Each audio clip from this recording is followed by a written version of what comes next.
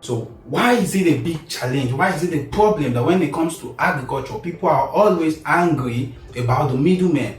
You understand? They say the middlemen are the cause of the business. So I see people saying, okay, farmers, you're supposed to, scrape out the middlemen and all of that. Now, one thing you must understand is that in business, there is a value chain of business. It's not only in agriculture, you have this middlemen. There are middlemen in all aspects of business generally. Let's take for an instance, I produce 1,000 crate of egg every day, and I say no, I do not need the middlemen. I want to scrape out the middlemen. What do I have to do? It means I will definitely have to either get a depot that belongs to me, where the final consumer can walk in.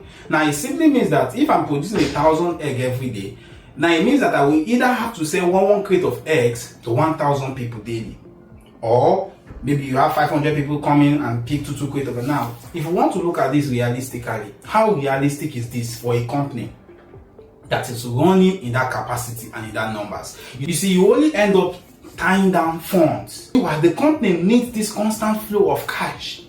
So would you rather prefer that you tie down 1,000 crates that there is no guarantee that you might sell out at the end of the day, or you sell out to 2 or 3 distributors that are ready to come and buy it off your farm, and the circle continues? Because birds are not waiting for you to sell their eggs. They will eat. You need money, you need finance to run the farm.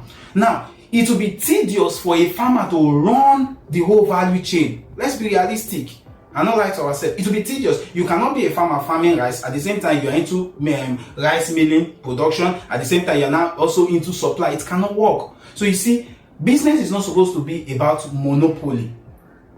They are value chains. It's spread out. People that goes out there, they import things to Nigeria, they sell. Are they the producers of those things? No, they are not. But they sell and they make money. The company also make money. So a farmer that is also farming in thousands and all of that, he makes money from those things. Let's say, for instance, you are selling egg at 5,000 naira farm gate, and your middlemen are selling for 5,500. You're trying to tell them that the 500 naira gain is what is going to impoverish the farmer? Of course not. The farmer is making his profits in the 5,000 naira that he sells already. So if you are not comfortable with probably what you are making, then you can quit the business and become a middleman distributor. Yeah, you know what I think the problem is? I think the problem is price regulation. And this majorly is where the government or some certain sectors in the agricultural space, some certain body in the agricultural space are supposed to step in.